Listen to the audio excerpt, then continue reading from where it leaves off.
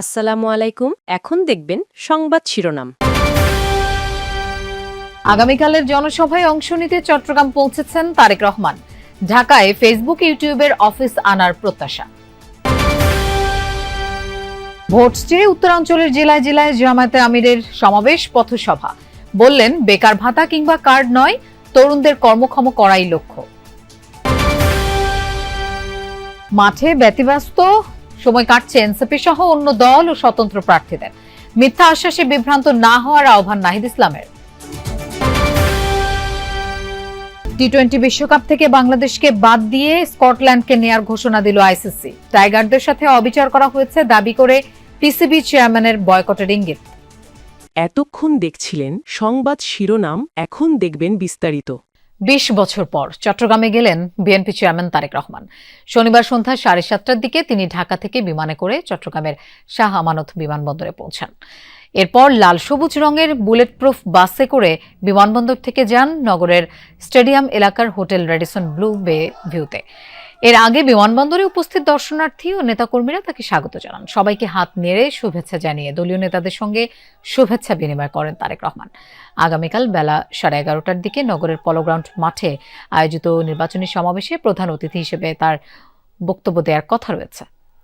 রাজধানী সহ বড় শহরগুলোর যানজট নিরসনে স্যাটেলাইট টাউন গড়ে তোলার প্রতিশ্রুতি দিলেন বিএনপি চেয়ারম্যান তারেক রহমান। চলাচলের সুবিধার জন্য চান মনোরেল চালু করতে। আগামীর বাংলাদেশ গঠনে তরুণদের ভাবনাকে গুরুত্ব দিতেই রিল মেকিং প্রতিযোগিতার বিজয়ীদের সঙ্গে মত বিনিময় করেন বিএনপি চেয়ারম্যান। বাংলাদেশে ফেসবুক, মেটা ও গুগলের অফিস আনার চেষ্টা করা হবে বলেও জানান তিনি।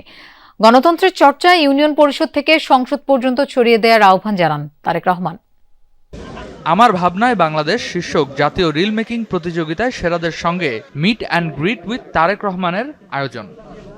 বিএনপির উদ্যোগে আয়োজিত এই প্রতিযোগিতায় 2200-র বেশি প্রতিযোগী অংশ নেন। তাদের মধ্যে সেরা 10 জন শনিবার দুপুরে গুলশানের বিচারপতি শাহাবুদ্দিন পার্কে তারেক রহমানের সঙ্গে মতবিনিময়ে অংশ নেন। যদি ট্রেনিং এর সুবিধা পায়, কোর্সের সুবিধা পায়, তাহলে তো 1 মিনিটের রিলসের মাধ্যমে আগামীর বাংলাদেশ নিয়ে নিজেদের প্রত্যাশা ও প্রস্তাব তুলে ধরেন অংশগ্রহণকারীরা। দেশ গঠনের প্রস্তাবিত পরিকল্পনায় সাধারণ মানুষের ভাবনাকে যুক্ত করতেই এই ব্যতিক্রমী উদ্যোগ। যাতে সবাই রাস্তায় নিরাপদে থাকতে পারে, এটা এনশিওর করতে হবে। দ্বিতীয়ত, কারাপশন আমাদেরকে যেভাবেই হোক এটাকে অ্যাড্রেস করতে হবে। আয়োজনে তারেক রহমান বলেন, রাজধানীর সব অঞ্চলকে যুক্ত করতে মনোরেলের পরিকল্পনা রয়েছে। বড় শহরের চাপ কমাতে আশেপাশে গড়ে তোলা হবে স্যাটেলাইট টাউন। এই জেলাগুলোতেও ছোট ছোট শহর আছে, জেলা শহর আছে বা সদর।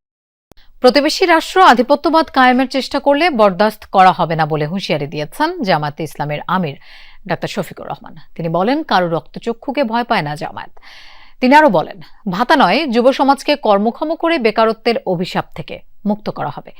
দেশের রাজনীতিকে সুন্দর ও পরিচ্ছন্ন করতে 10 দলীয় নির্বাচনী ঐক্যকে ভোট দেওয়ার আহ্বান জানান জামায়াত আমির। উত্তরবঙ্গ জুড়ে দ্বিতীয় দিনের মতো নির্বাচনী প্রচারণা চালিয়েছে 10 দলীয় নির্বাচনী ঐক্য।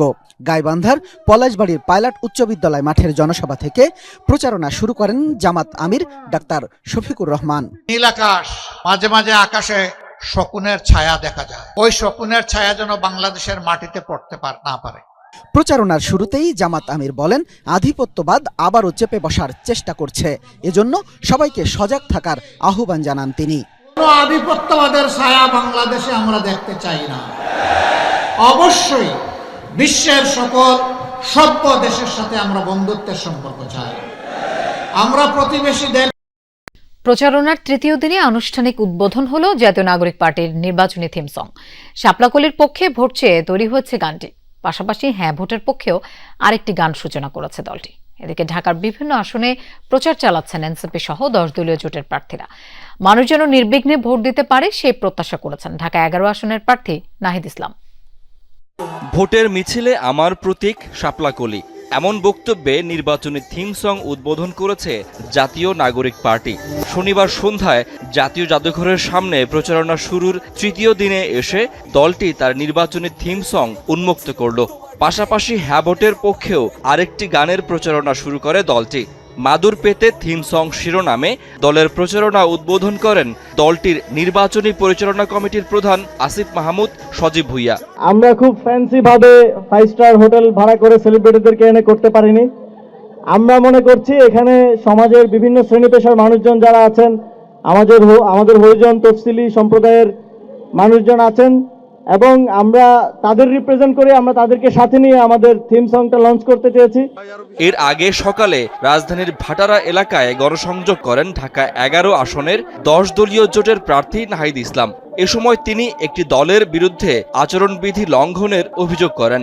বলেন, এমন আশ্বাস দেয়া হচ্ছে যা বাস্তবায়িত হওয়ার সম্ভাবনা নেই। বিভিন্ন জায়গায় এই যে ফ্যামিলি কার্ড, কৃষক কার্ড ইত্যাদির নামে আসলে এক ধরনের ভোট কিনার এক ধরনের আসলে এটা প্রক্রিয়া, এক ধরনের কৌশল তারা আসলে অবলম্বন করতেছে। এটা আসলে কিন্তু মানুষ আসলে এটাতে আসলে রেসপন্স করতেছে না। আমরা মানুষের সাথে কথা বলতেছি, মানুষ আসলে এগুলা বিশ্বাসও করতেছে না। এদিকে রাজধানীর পুরোনো পল্টনে নির্বাচনী প্রচারণায় অংশ নেন 10 দলীয় জোট মনোনীত ঢাকা 8 আসনের প্রার্থী এনসিপি নেতা নাসির উদ্দিন পাটোয়ারি। একটি দল নির্বাচনকে সামনে অবশেষে টি-20 বিশ্বকাপ থেকে বাদ পড়ল বাংলাদেশ। এর পরিবর্তে স্কটল্যান্ডকে যুক্ত করার কথা আনুষ্ঠানিকভাবে জানিয়েছে আইসিসি। এদিকে বাংলাদেশের সাথে অবিচার করেছে আইসিসি। সরকার চাইলে ভারতের টি-20 বিশ্বকাপে অংশ নেবে না পাকিস্তান, এমনটাই জানিয়েছেন পিসিবি চেয়ারম্যান মহসিন নাকভি। নিরাপত্তা ইস্যুতে সিদ্ধান্ত নিতে বাংলাদেশের পূর্ণ স্বাধীনতা আছে বলে জানান তিনি। নিরাপত্তা ইস্যুতে উত্তপ্ত বিসিবি ও বিসিসিআই সম্পর্ক, যার রেশ গিয়ে পড়েছে ভারতে অনুষ্ঠিত হতে যাওয়া টি-20 বিশ্বকাপে। ভেন্যু পরিবর্তনে দাবি জানিয়ে বাংলাদেশের করা আবেদনের প্রতি একাত্মতা প্রকাশ করে পাকিস্তানও।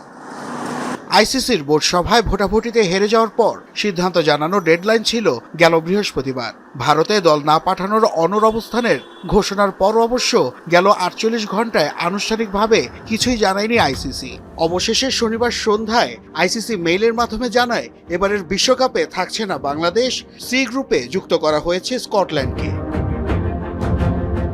এমন খবরের মাঝে রীতিমতো ঝড় তোলে পাকিস্তান ক্রিকেট বোর্ড চেয়ারম্যানের সংবাদ সম্মেলন। মহসিন নাকভি জানিয়ে দেন, লাল সবুজদের দেশটার সাথে হয়েছে অবিচার। সরকার চাইলে বিশ্বকাপে অংশ নেবে না পাকিস্তান।